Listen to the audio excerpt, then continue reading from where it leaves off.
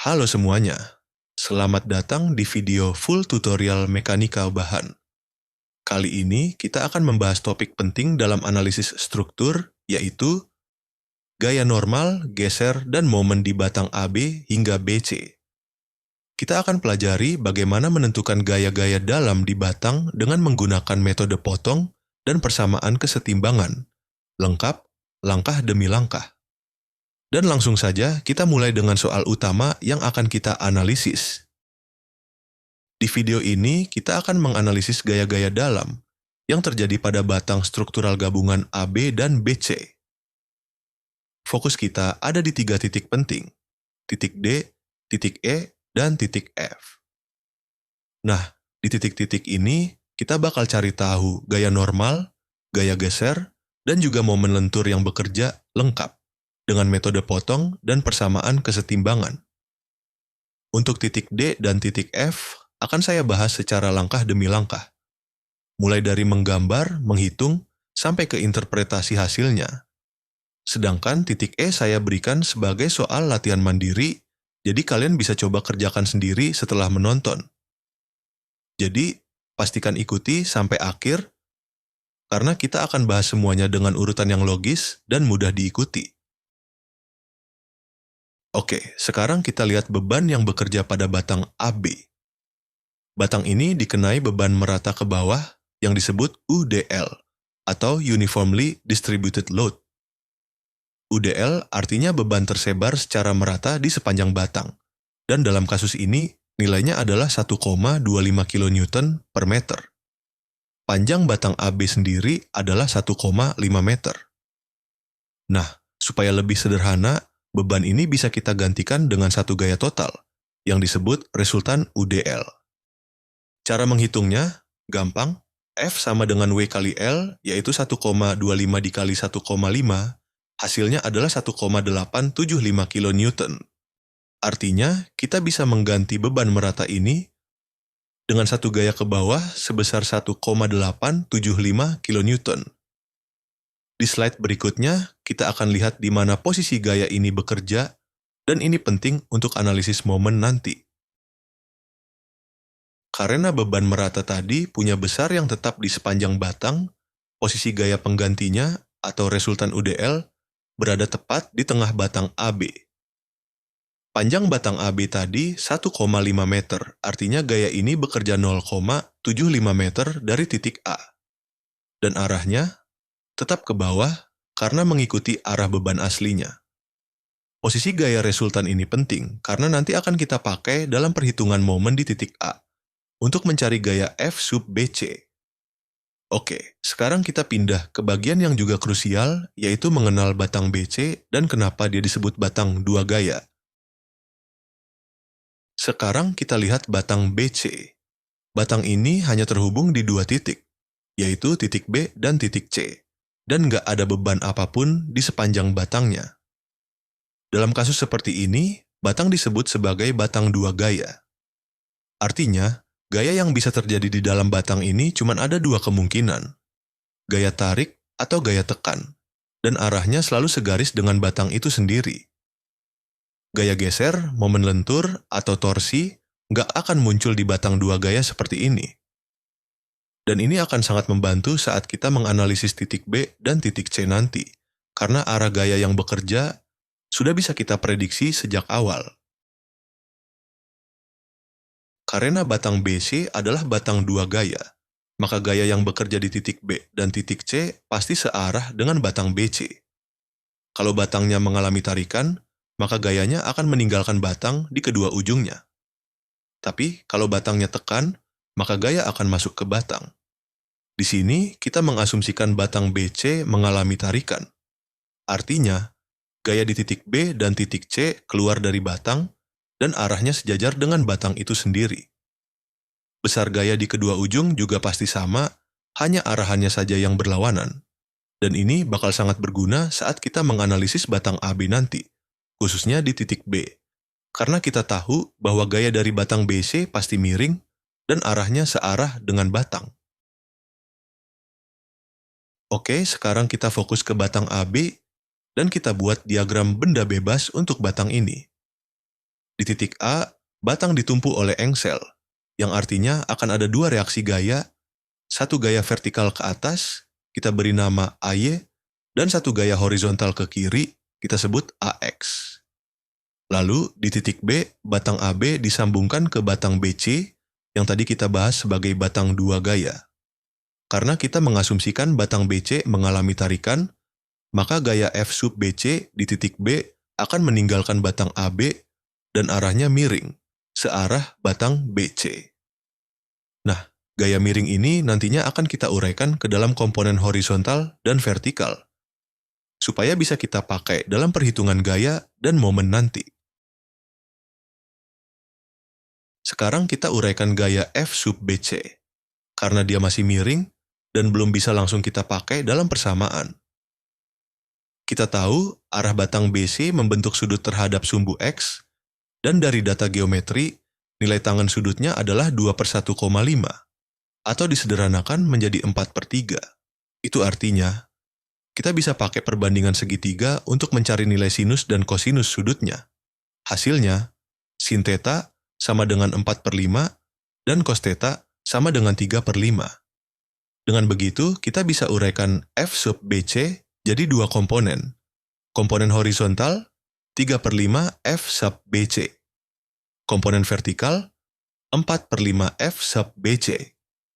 Nah, dua komponen inilah yang nanti akan kita pakai untuk menyusun persamaan momen dan gaya.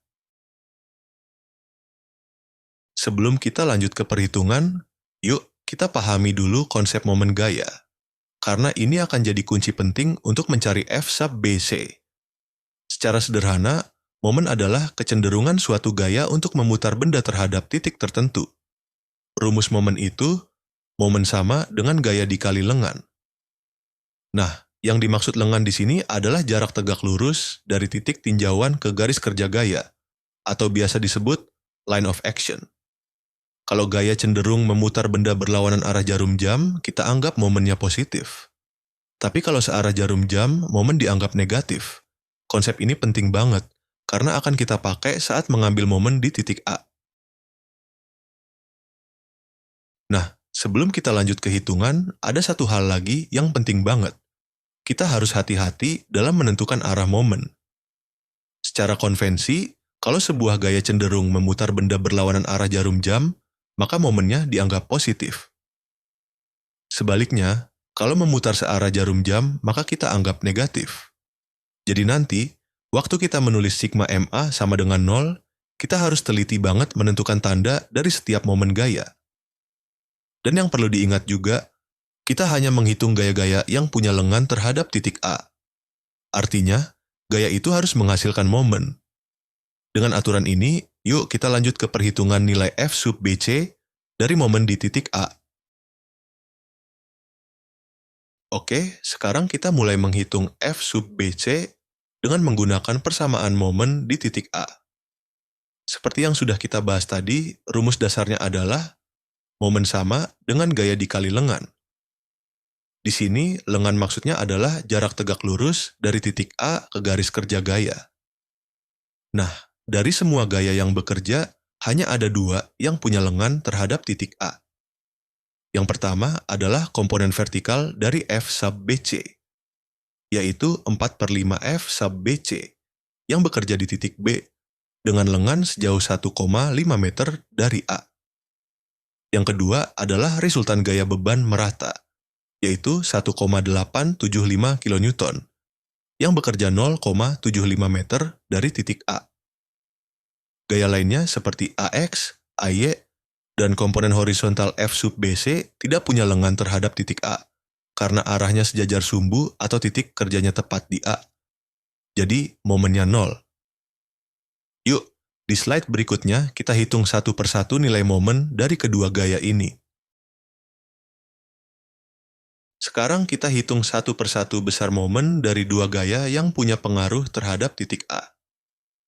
Yang pertama adalah komponen vertikal dari F sub BC, yaitu 4/5 F sub BC.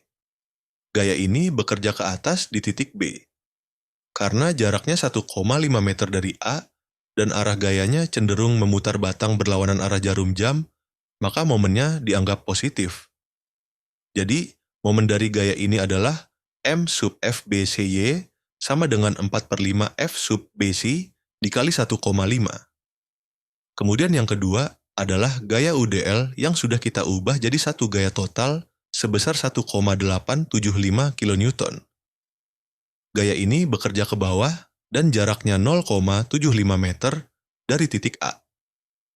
Karena arah putarnya searah jarum jam, maka momennya dianggap negatif. Jadi, momen UDL sama dengan minus 1,875 dikali 0,75. Di slide berikutnya, kita tinggal gabungkan kedua momen ini ke dalam persamaan kesetimbangan untuk mencari F sub BC. Oke, sekarang kita gabungkan kedua momen tadi ke dalam persamaan kesetimbangan momen terhadap titik A. Kita punya sigma MA sama dengan 0, sama dengan 4/5 F sub BC dikali 1,5, dikurang 1,875 dikali 0,75, sama dengan 0. Setelah dikalikan, kita dapat 1,2 F sub BC sama dengan 1,40625. Dan dari sini, kita bisa cari nilai gaya F sub BC. F sub BC sama dengan 1,40625 dibagi 1,2, hasilnya adalah 1,1719 kN. Jadi, besar gaya yang bekerja dari batang BC ke titik B adalah 1,1719 kN dan arahnya searah batang BC seperti asumsi awal kita. Selanjutnya, kita akan pakai nilai ini untuk menghitung reaksi vertikal dan horizontal di titik A. Sekarang kita lanjut menghitung reaksi vertikal di titik A, yaitu A sub Y, dengan menggunakan persamaan kesetimbangan gaya vertikal. Prinsip dasarnya, jumlah semua gaya pada arah sumbu ya harus sama dengan 0. Kita anggap gaya ke atas sebagai positif dan gaya ke bawah sebagai negatif. Sekarang kita identifikasi dulu semua gaya yang bekerja secara vertikal.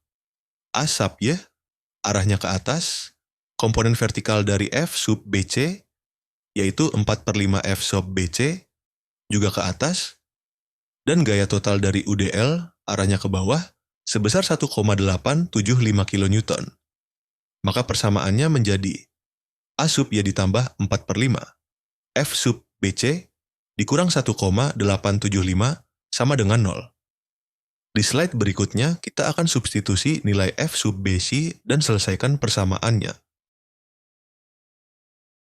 Sekarang kita lanjutkan perhitungan dari slide sebelumnya untuk mendapatkan nilai A sub Y.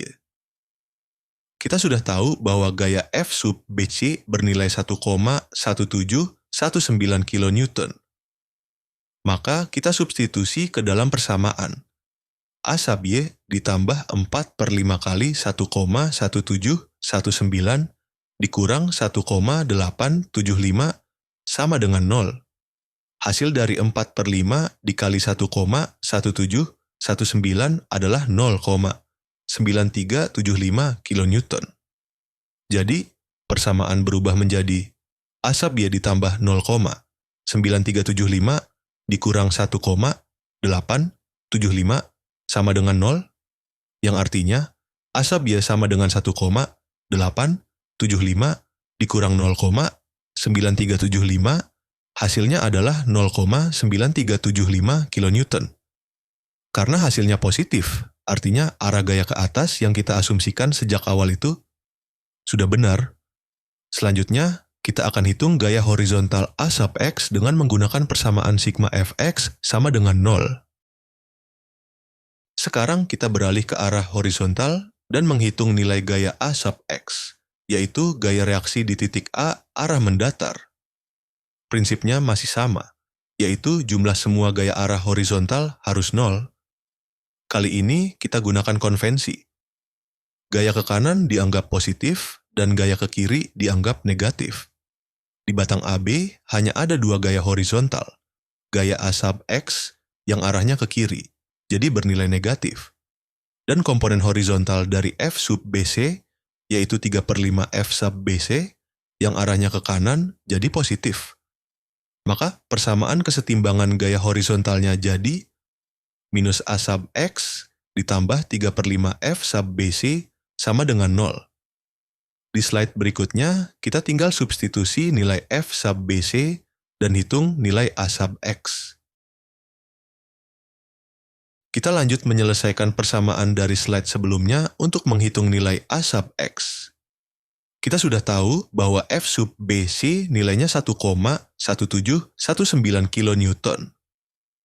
Maka tinggal kita kalikan dengan 3/5 sehingga A sub X sama dengan 3/5 dikali 1,1719, hasilnya adalah 0,7031 kN. Nilai ini adalah gaya horizontal yang bekerja di titik A dengan arah ke kiri sesuai dengan asumsi awal kita pada diagram benda bebas. Dengan ini, kita sudah selesai menghitung semua reaksi tumpuan yang diperlukan. A sub X, A sub Y, dan F sub BC. Selanjutnya, kita akan mulai memotong batang AB di titik D untuk mencari gaya-gaya dalam yang terjadi di sana. Untuk bisa mengetahui gaya-gaya dalam seperti gaya normal, gaya geser, dan momen lentur di suatu titik, kita perlu melakukan yang disebut pemotongan batang. Artinya, kita potong batang di titik yang ingin kita analisis, lalu kita ambil salah satu sisi potongannya dan buat diagram benda bebas untuk bagian itu. Nah, saat kita memotong batang, kita juga harus menyepakati arah positif untuk masing-masing gaya dalam. Misalnya di sini, kalau kita ambil potongan kiri dari batang, gaya normal N sub A kita asumsikan ke kanan, gaya geser V sub A ke bawah, dan momen M sub A berlawanan arah jarum jam. Sebaliknya, kalau kita ambil potongan kanan, arah gaya-gayanya akan berlawanan dengan itu. Di slide berikutnya, kita akan potong batang AB di titik D dan ambil potongan kirinya untuk kita analisis. Sekarang kita potong batang AB di titik D, yaitu 0,5 meter dari titik A.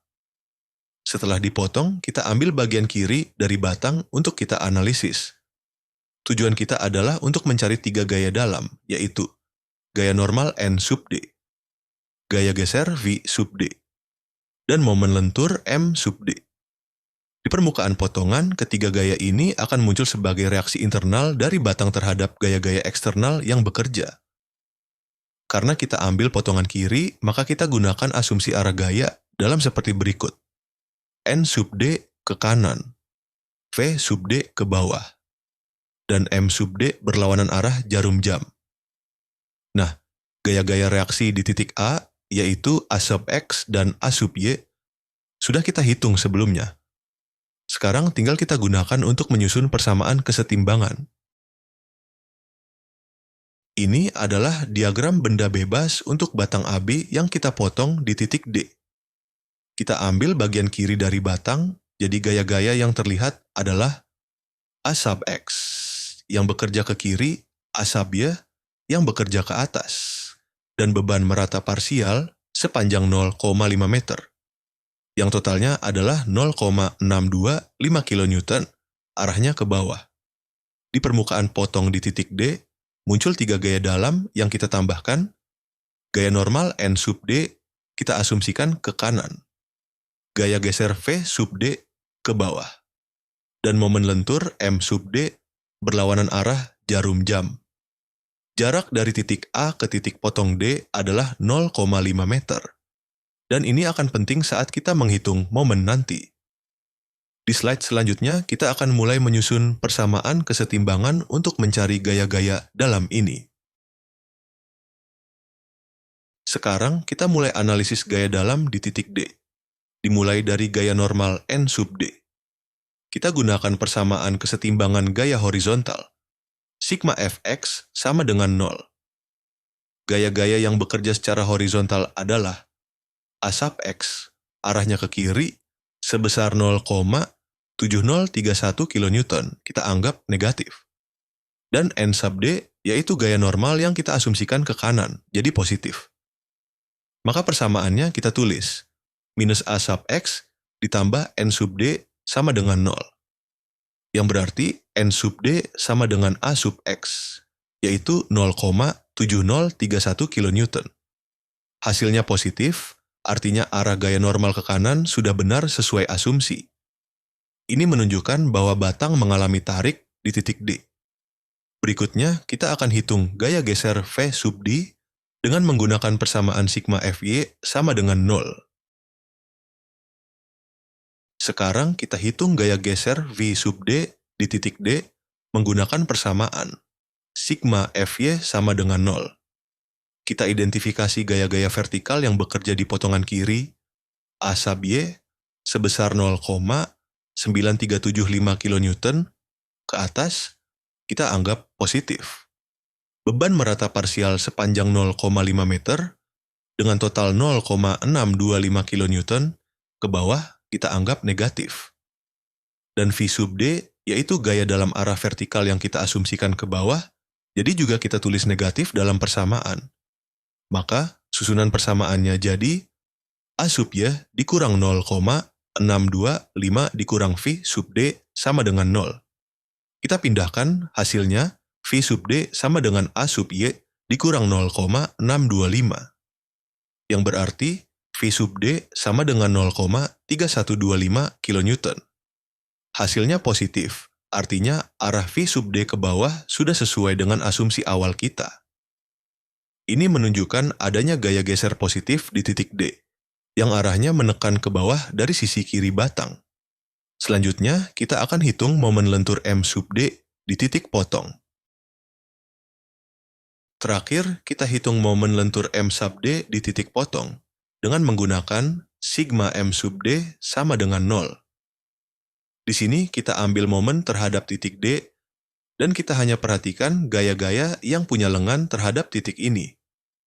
Pertama, ada gaya A sub Y, sebesar 0,9375 kN, berada 0,5 meter dari titik D. Arah putarnya searah jarum jam, jadi momennya kita anggap negatif. Kedua, ada gaya UDL parsial, sebesar 0,625 kN, yang letaknya 0,25 meter ke kiri titik D. Karena gaya ini ke bawah dan posisinya di kiri titik D, arah putarnya menjadi berlawanan arah jarum jam, jadi momennya kita anggap positif. Dan tentu saja ada M sub D sendiri, yaitu momen lentur di titik potong, yang kita asumsikan positif, atau berlawanan arah jarum jam. Maka persamaan kita susun seperti ini. Minus 0,9375 dikali 0,5 ditambah 0,625 dikali 0,25 ditambah M sub D sama dengan 0. Di slide berikutnya, kita tinggal selesaikan perhitungan ini untuk mendapatkan nilai M sub D. Sekarang kita lanjutkan perhitungan dari slide sebelumnya untuk mendapatkan nilai momen lentur M sub D. Gaya A sub Y menghasilkan momen sebesar minus 0,9375 dikali 0,5, hasilnya minus 0,46875 kN. Sedangkan beban merata parsial menghasilkan momen sebesar 0,625 dikali 0,25, hasilnya plus 0,15625 kN. Kita masukkan semua ke dalam persamaan momen. Minus 0,46875 ditambah 0,15625 ditambah M sub D sama dengan 0. Dari sini kita dapat M sub D sama dengan 0,3125 kN. Hasilnya positif, yang artinya arah M sub D sesuai dengan asumsi awal, yaitu berlawanan arah jarum jam. Secara mekanis, ini menunjukkan bahwa di titik D, serat bagian atas batang mengalami tekan, dan serat bagian bawah mengalami tarik. Di slide berikutnya, kita akan meringkas semua hasil gaya dalam di titik D. Nah, berikut ini adalah ringkasan lengkap gaya-gaya dalam di titik D berdasarkan hasil perhitungan yang sudah kita lakukan. Gaya normal N sub D 0,7031 kN, arahnya ke kanan yang artinya batang mengalami tarik di titik ini. Gaya geser V sub D sama dengan 0,3125 kN, arahnya ke bawah, sesuai dengan asumsi awal kita. Momen lentur M sub D sama dengan 0,3125 kN/meter, dan karena nilainya positif, maka arah momennya adalah berlawanan arah jarum jam. Semua hasil ini sesuai dengan arah gaya yang kita asumsikan dalam diagram benda bebas. Jadi kita bisa yakin bahwa analisis kita sudah konsisten dan akurat. Selanjutnya, kita akan beralih ke batang BC dan mulai menganalisis gaya dalam di titik F. Sekarang kita lanjut ke batang BC dan kita akan menganalisis gaya-gaya dalam di titik F. Kita lakukan hal yang sama seperti sebelumnya, yaitu memotong batang di titik F, lalu kita ambil bagian kanan dari potongan, dari F menuju C. Karena batang BC miring, kita akan menyusun gaya-gaya dalamnya dalam sistem sumbu lokal, yaitu sumbu yang searah dan tegak lurus batang BC. Maka, pada titik F akan muncul 3 gaya dalam. N sub F, searah batang, kita asumsikan tarik, jadi arahnya meninggalkan batang. V sub F, tegak lurus batang, kita asumsikan ke kiri atas. M sub F, yaitu momen lentur, kita asumsikan searah jarum jam.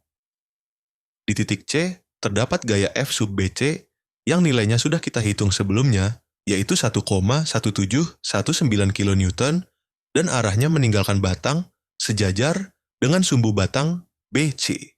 Di slide berikutnya, kita akan pindah ke sistem koordinat lokal batang BC untuk menyusun persamaan kesetimbangannya. Karena batang BC ini miring, maka supaya lebih mudah dianalisis, kita pindah ke sistem koordinat lokal, yaitu koordinat yang searah dan tegak lurus batang BC.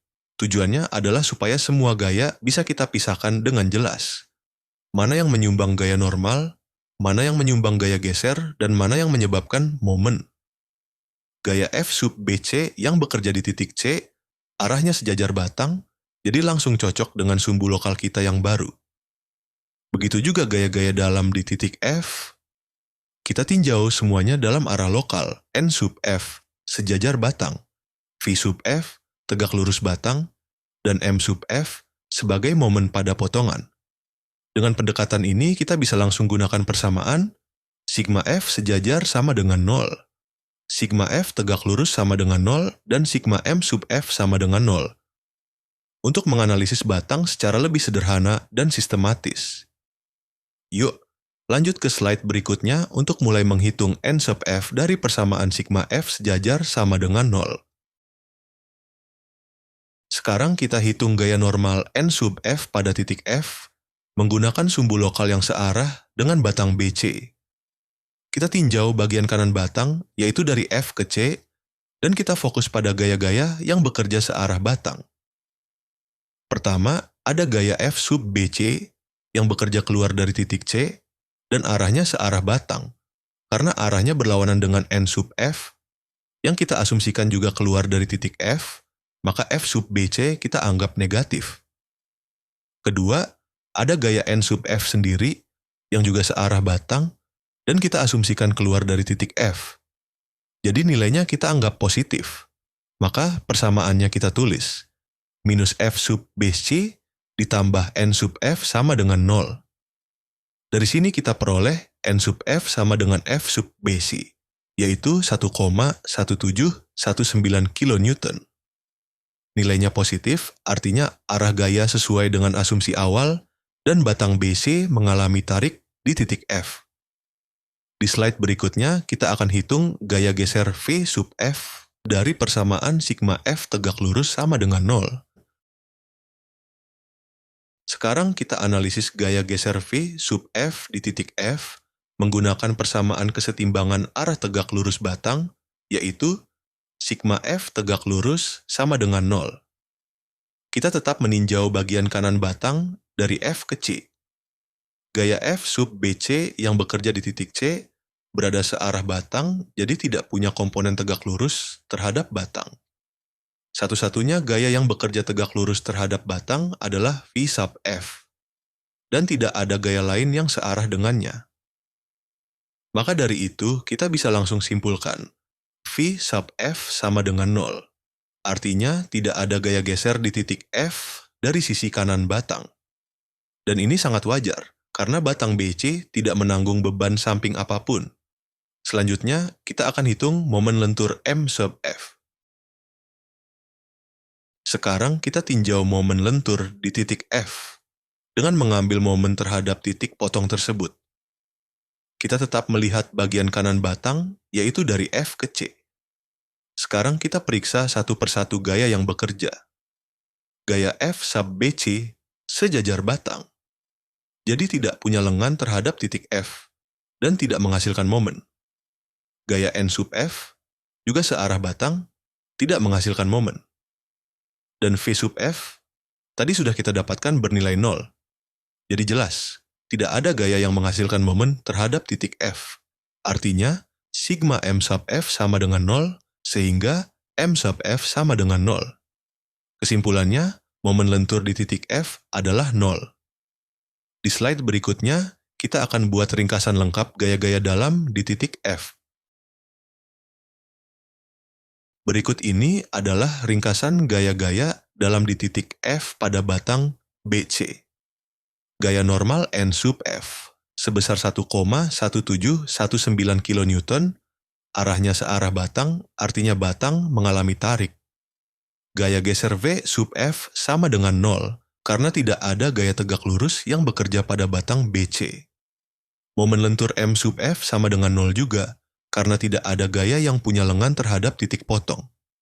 Semua analisis ini kita lakukan dari bagian kanan batang BC, dan hasilnya sangat konsisten.